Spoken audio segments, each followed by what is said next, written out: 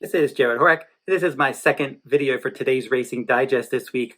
I took a look at the Grade 1 Pacific Classic, and now I'm going to do the Jockey Club Gold Cup, a Grade 1 at Saratoga for Saturday, September 2nd.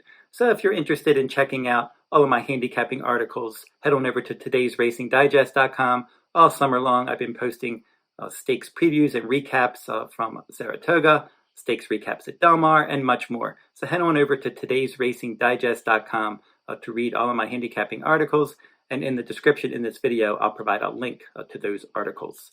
And the past performances in this video provided by todaysracingdigest.com. We are going to do the 11th race at Saratoga for Saturday, September 2nd, 2023. The Grade 1 $1 million Jockey Club Gold Cup for 3-year-olds and up, traveling 1.25 miles on the main track. Scheduled post time 6:18 p.m. Eastern Time. Proxy will break from the inside post.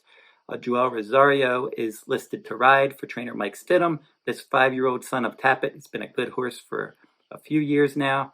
18 starts, 6 wins, 6 seconds and 2/3. He's banked more than $2 million, and he's a Grade 1 winner as well. This horse, he's just rock solid.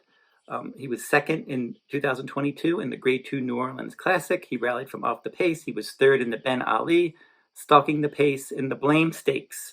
He ended up finishing second, beating a length. And then in the 2022 Stephen Foster, that Grade 2, he rallied from last, and he ended up finishing third. And he picked up his Grade 1 victory in the Grade 1 Clark at Churchill Downs last fall. And this year, the Pegasus World Cup, he ended up finishing fifth there. And then in his next start, the Grade 1 Santa Anita Handicap, he rallied from 8 lengths back towards the back of the pack to finish second by a neck. The Oaklawn Handicap, he won that race. And then the Stephen Foster, he threw in a clunker that day, and he ended up running last. Very rare off-the-board finish for him. He's very consistent. He likes to just go out there and run his race. And then last time, he bounced back in the Grade 3 Monmouth Cup. 1 1/8, and he set the pace that day. So he can do anything. Like he set the pace in the Monmouth Cup when there wasn't anybody interested in going out for the lead. He's rallied from mid-pack. He's rallied from the back of the pack. So he can kind of do anything. So Joel Rosario is going to have options here. And he's ridden him in his last 3 starts, and he's ridden him other times as well, like that Grade 1 Clark victory. Back-to-back Fair Hill bullets for this. And we'll see how they want to play this one from the rail. Probably not a ton of speed in this race, that I can kind of see them just kind of playing the break and seeing what others do before they decide where they want to place him in the early going. Unbridled Bomber is number 2. Dylan Davis is going to ride for trainer James Ryerson. 17 starts, 4 wins, and 3 third-place finishes. He's 0 for 3 at Saratoga, so he has never run it. He's never hit the board at Saratoga. And then you had Proxy number 1. He's never run at Saratoga. So for this one, he's going to have to step up his game. In the Grade 2 Suburban last time, Charger controlled the pace. Clapton clearly second best. Clapton's back in here, and he was third, beaten almost 9 lengths in that race. And then the Westchester before that, he was a well-beaten 4th. So stepping up and facing this kind of stakes company, he's never proven that he can run a big race against this kind. In the Dwyer last year, he was 25 lengths back. The Queens County earlier this year, he was 7th, beaten 12 lengths. So he's never really threatened stakes company, at least not recently, and I don't know that he's going to be able to step up and really elevate his game against this kind of company. Warrior Johny is number 3, and he's 1 for 1 at Saratoga, and he's 0 for 1 at this distance. Junior Alvarado is going to ride for trainer Phil Bauer, and last time out, the Hanshin at Ellis Park in the slop, he was a well-beaten 3rd. He was in the Bourbon Stakes at the Bourbon Trail at Churchill. Last year, he was 6th, beaten 5. So they were his 2 stakes races, and he just hasn't really threatened in the stakes ranks. He's going to have to really pick up his game. Does have some positional speed, so I think that they want to try to get him at least stalking the pace. A solid win contender in here is number 4, Rattle and Roll. Brian Hernandez Jr. for trainer Kenny McPeak.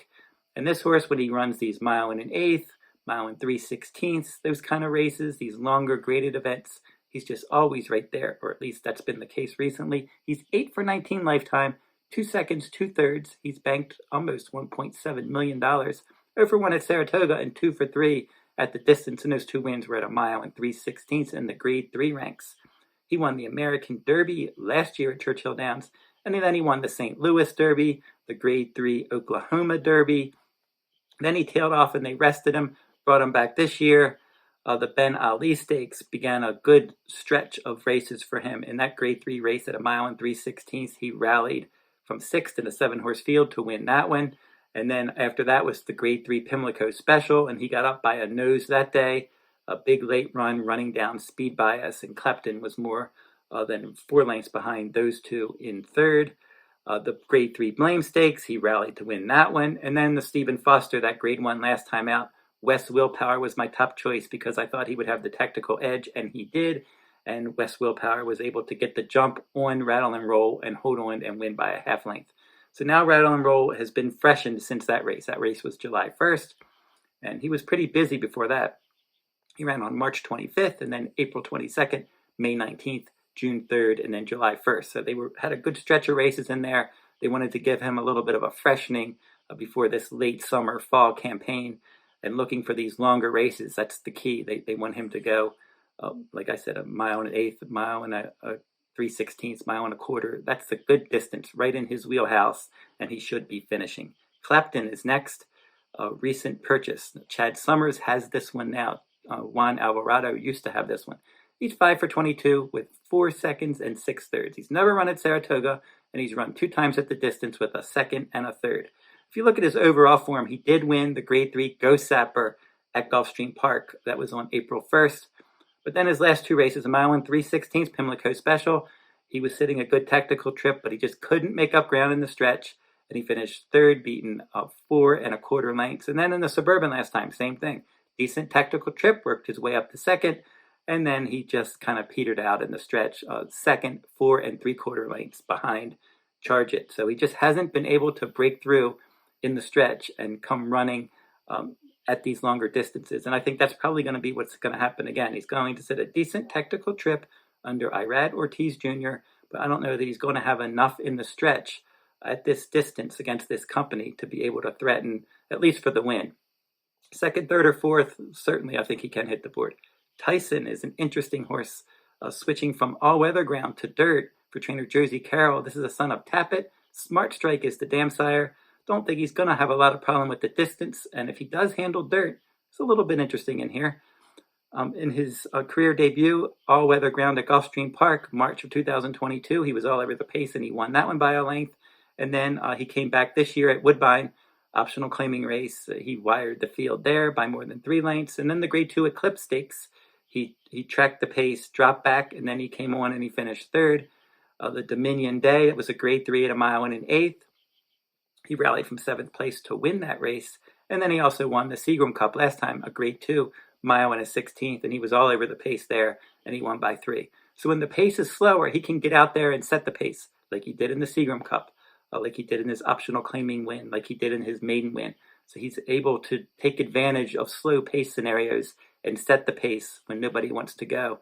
And I think Manny Franco is a good rider for that situation because he likes to get out there and be aggressive when nobody else goes. And I can certainly see Franco saying if he can handle dirt and break smoothly, that maybe I'm going to try to take the lead. He could do that. Or he's capable of tracking or rallying as well. So he's versatile.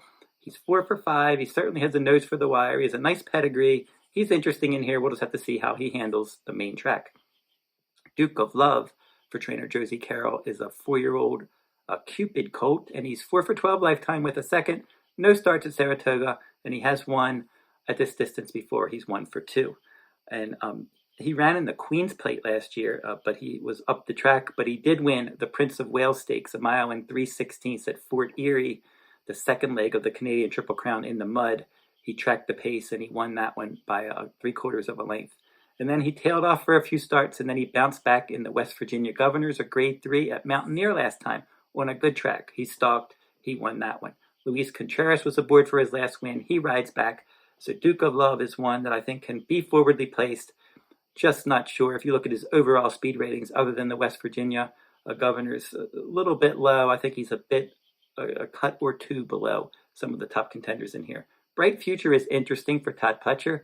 This is a Curlin colt. He's a 4-year-old colt, and he's certainly on the rise, or at least it seems that way. And Bellamy Road is the dam sire. 6 starts, 3 wins, 2 third-place finishes. He's 1 for 1 at Saratoga. This is his first start at the 1 1/4 distance. Looked good in a one-turn mile in his debut, March of 2022 at Gulfstream Park. Powered away after tracking the pace to win that one by almost 5 lengths. Then in his second career start, he disappointed. He was the favorite there, third beaten 7 lengths.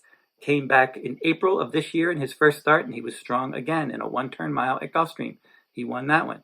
And then he regressed in his next start at Churchill, a one-turn mile, rallying from 7th place in a 12-horse field, breaking from the rail to finish a clear third that day.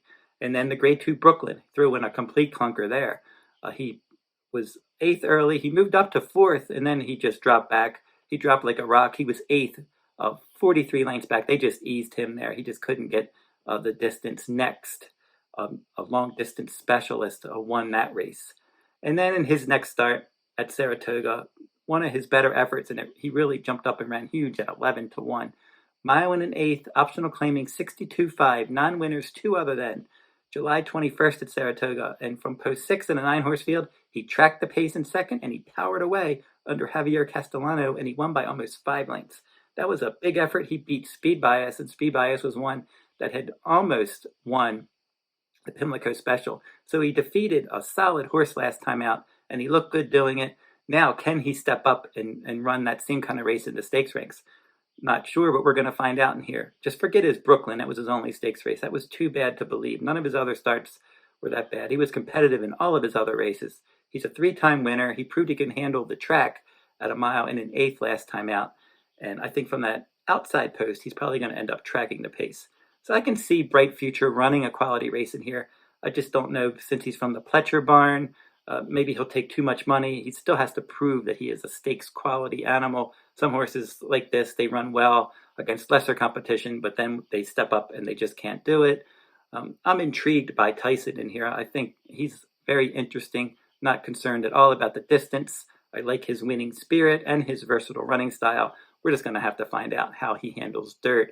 I said Clapton maybe underneath. I don't think he's going to be able to break through in the stretch, or at least based on his last 2 races in the graded ranks at a mile and 3/16 and a mile and a quarter. It just doesn't look like he has that stretch punch against this kind of company.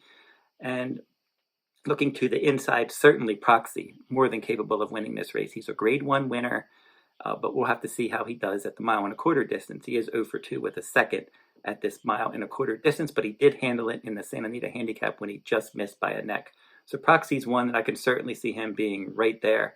But I'm going to go with the horse that I trust the most at this distance, and that's number 4, Rattle and Roll. He was in excellent form. I just like that cluster of races that he ran in the Ben Ali, the Pimlico Special, the Blame Stakes, and the Stephen Foster. Was just on top of his game, and now he's been freshened for this by Kenny McPeak. And I just think he's just going to come running in the stretch like he always does, or at least like he did in his last 4 starts. Strong late pace ratings, and I think under Brian Hernandez Jr., that Rattle and Roll can roll right on past these. So Rattle and Roll is going to be my top choice in the Jockey Club Gold Cup at Saratoga on Saturday. So don't forget to like, subscribe, and comment if you like this horse racing content. Again, go over to todaysracingdigest.com. Check out all those written articles from Del Mar and Saratoga this summer. I'm going to have previews, stakes previews for this whole holiday weekend from Saratoga, a written article, the Pacific Classic, and much, much more. So head on over to todaysracingdigest.com to read all of that, all those articles for this holiday weekend. And that'll wrap up this video. And until I see you next time, good luck at the races.